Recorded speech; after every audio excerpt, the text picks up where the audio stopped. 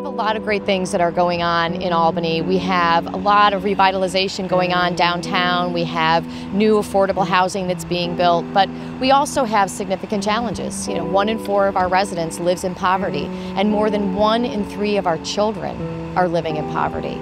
That's a real challenge. It's a real struggle. It's a struggle for our children in our schools. Fewer than 50% of them are graduating from high school in 4 years.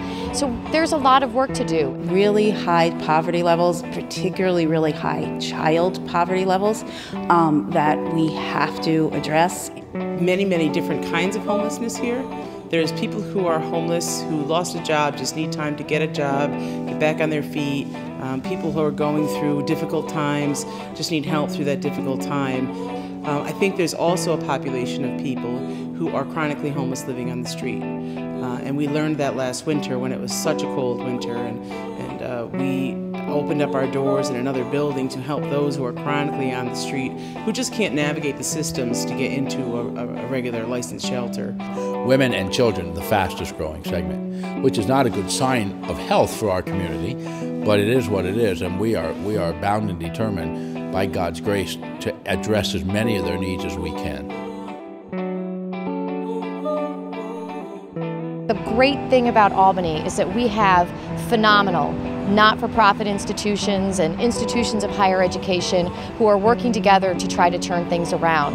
But what they need are people who are willing to volunteer, to give their time, to give their talent, to give their treasure, to really work together as a community. So we're looking for people who want to work with younger persons in the community, who want to provide resources to families on a whole, and who also want to get their hands dirty, so to speak, in terms of cleaning up the communities around us. I remember one year, Owen Smith from Park Playhouse stood in front of us and he said, yeah, we have holes in our stage, like big ones, and they needed the money to help fix the stage, and so we helped them fix their stage.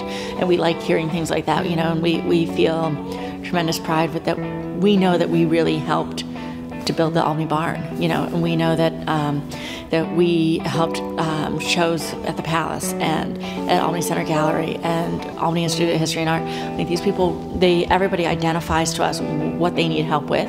But yeah, it's just nice because that you're helping a mom who, being a mom myself, at times you're like, okay, if I just had another 4 arms, this would be great. And so here, you got another 4 arms to help out with something. But the family room really is meant to be a home-like setting for everybody. They've just undergone a renovation at the hospital, and they're in desperate need of the volunteers to help out within the family room, because I don't know that a lot of people, because there are usually like 2 people on a shift, right? Yes. And when we do that, they're staffed from 9 a.m. to 9 p.m. So it can be very hard sometimes trying to get people to fill out all those slots. Would benefit from consistent volunteer support in our Employment and Housing Center, helping individuals find work and housing. Affordable housing, we believe, is one of the forefront needs in Albany.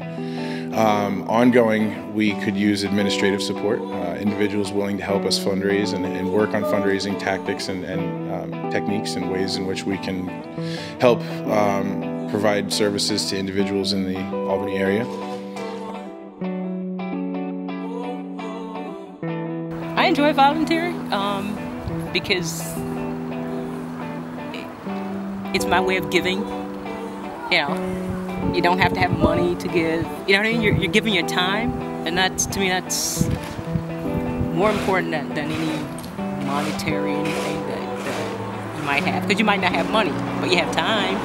And progress might not be overnight, but it's noticeable, and there's significant dedication to this, sort of return to a true urban neighborhood.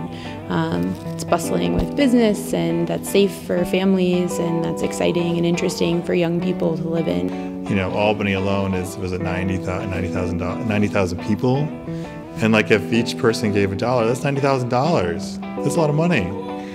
But the time that people volunteer to work with these organizations is simply invaluable. I mean, you really can't put a dollar amount on a person's time, and to give an hour a week to an organization would make a huge impact, because every organization needs help. They need, with 2 hands and a brain, you do so much better. We can make things so much better.